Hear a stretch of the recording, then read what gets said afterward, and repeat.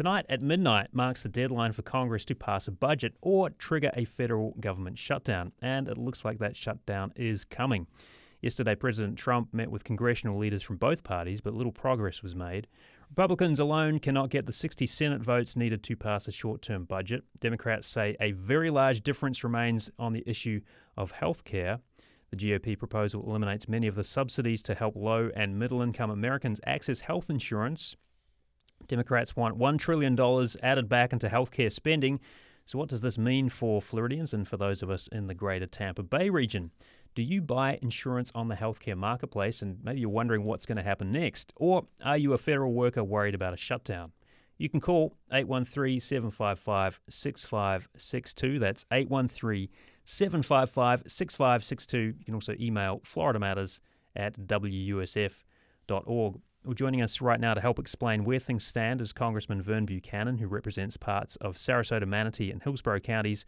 He's a Republican, and he currently serves as chairman of the Health Subcommittee, which oversees traditional Medicare, the Medicare Prescription Drug Benefit, and Medicare Advantage. Representative Buchanan, thank you so much for joining us. Really appreciate it. Thanks, Matt, for the opportunity. We did reach out to Democratic Congresswoman Kathy Castor. She was not available to join us this afternoon. Well, Congressman, let me start by looking at what's on the table here. It doesn't look like a budget deal is possible. How do things look at this hour?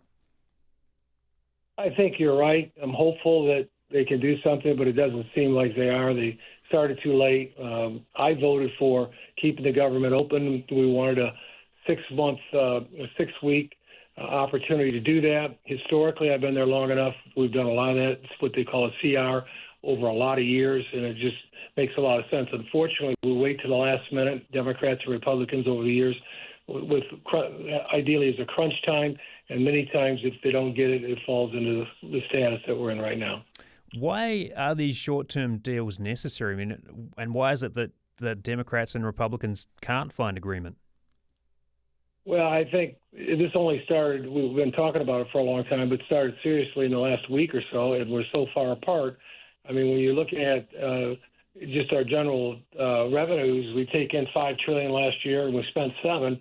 And the Democrats are saying we want 7 weeks to kind of work through this with them, and we agree on some of the things they want, but we need time to do it. And it's just unfortunate that that we're at where we're at, but I'm hopeful that we can get something done here in the near future. So when you talk about the things that you are in agreement on, what are those things? Well, I think the big thing is for the next 7 weeks, we've passed it in the House. It's the president's very supportive of it. We just want good faith negotiations in terms of going forward on these policy issues. One of the things they want is take advantage. You want to put the tax credits back in place for health care, and that's $383 billion just itself. Now, some of us are open-minded. I'm open-minded to some of it, but we're not anywhere near a deal. Yeah, a good deal. So we're looking for a short-term funding package that we can take advantage of. The House narrowly passed the stopgap measure designed to keep the government going until November 21st. A similar Band-Aid measure passed in July. I mean, is this a good way to kind of do government, just keep things patched up and chugging along for a month or so at a time? No, unfortunately, I've been in business for 30 years before I got here, and it's really out of control. I mean, we need a balanced budget amendment. 49 out of 50 governors can't spend more than they take in, and it's completely out of hand. And they're trying to take a leverage position to see if they can't find a way to get more benefits for people they represent. But we can't afford to do it. We'll take a look at it. Some of it makes some sense, but not $380 billion worth. And then they want to eliminate all the tax cuts that we put in place. That's $1.5 trillion. Would be additional taxes to everybody, a lot of people in the area. Also, in terms of Medicare and Social Security, those are things that we're concerned about. It won't eliminate it, but anybody that's in the process of they're doing something in terms of the administration or making a change or someone trying to add, it's going to be difficult to get much done. So we need to get back to work on a bipartisan basis and get this done. But I just want to be clear, we and the Republicans in the House, we voted for it. We're ready we voted for the extension, the 7-week extension. The president, for it. And we got Schumer, who's basically got 53 votes. We need He's got 47 votes. We need 7 more votes to, pass it in the Senate. So we're waiting on him, and he's done it before. I don't know why it's such a big deal now, but you can't negotiate with having all these policy issues hanging over your head. In other words, if you don't give me $383 billion for health care, we're not gonna vote with you. So that's where we're at. It's unfortunate. It's all over financial issues, and it should be about the American people. You're listening to Florida Matters live and local. We're on with Congressman Vern Buchanan talking about the impending shutdown. Both the Democrats and the Republicans don't appear to be any closer to a deal, and that shutdown would kick in just after midnight tonight if a deal can't be reached on the budget. The big issue is health care. Now, Congressman, a lot of people's eyes kind of glaze over a little bit when you talk about, budget decisions and discussions, but in this case, you're looking at 4.7 million Floridians signed up for marketplace coverage in 2025. It's almost 20% of the population. They have a lot at stake here. So, is there a better alternative to cutting that support for them cold turkey? Well, I think the big thing is we need to get to the table, Democrats and Republicans, because we've got a 30-member delegation in Congress, and work through these issues. But I think there's ways that we can figure out a way to cut our costs. We need to do it. It impacts small businesses, individuals, seniors. We have a lot of seniors that are concerned about the health care.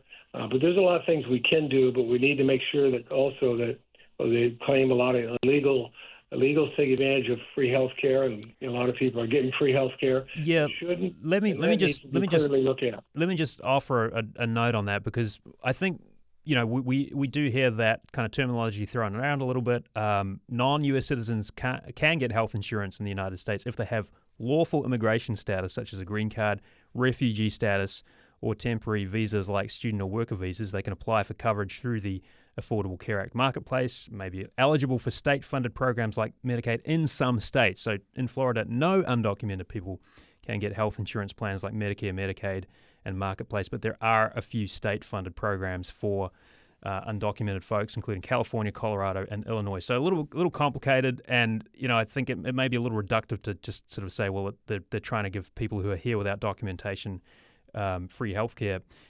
Anyway, I wanted to go to the phones. We've got Bonnie calling in. Bonnie, you're on the air. I believe you got a question. What's on your mind? Well, I just wanted to respond to the statement about doing good faith negotiations, and in truth, the Democrats are trying to negotiate and sit down with the president and the Senate and the president of the Senate, and they absolutely refused. Trump saying, we don't have anything to talk to them about, they don't have anything to offer, whatever it was he said, and didn't sit down until, yesterday or day before yesterday. So you're right, Vern, it was too little too late. But a lot of that, I'm sorry, sits in the lap of the president. Thank you for your call, Bonnie. I mean, what about that, Congressman? Is there a question about, how these negotiations can be carried out in good faith if both sides are so dug in? Yeah, well, again, we passed it in the House. I voted for it. Mm-hmm. That's done.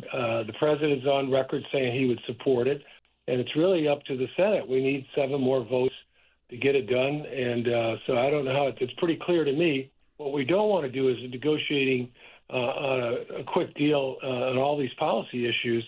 Our goal is to give us 7 more weeks, 6 more weeks. We'll get to a deal. It's going to be bipartisan, but let's cut all the threats out. Let's go to work for the American people. That's my attitude. Yeah.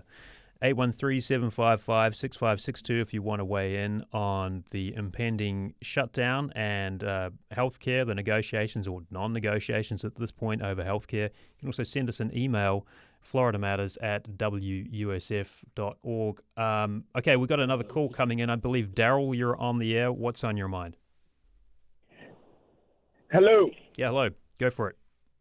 Hey, I'm a veteran with 27 years in the Army. Mm-hmm. And I go out to Bay Pine, and I need a CT scan for my head. 2 weeks ago, the doctor, the people told me I need to come back at the end of November to see if I can get an appointment for January, because Trump have already gutted the VA mostly, and it's really back to the old stuff that it takes months and months and months to get a CAT scan or whatever it is that you need at the VA anyway. So they said, we're going to shut it down. He did it already. Daryl, I appreciate you calling in. I'm sorry you're having these issues, and I hope you can get that resolved. I wonder about that, Congressman Buchanan, if I could sort of put that to you. I mean, there's obviously some issues with various parts of the healthcare system already. If we do end up with a shutdown situation, is that going to have a knock-on effect for folks who are struggling already? Yeah, I would think that, administratively it'll be a factor.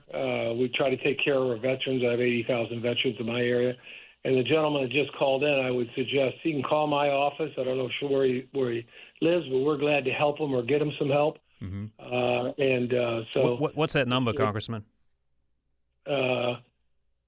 Probably, I'm just trying to think. That's all right. We can probably put something online, but in any account. If you can put it online, we'll get it. Mm-hmm. Okay, so there's obviously a lot of sort of detail to work over here. I just wanted to put another question to you here.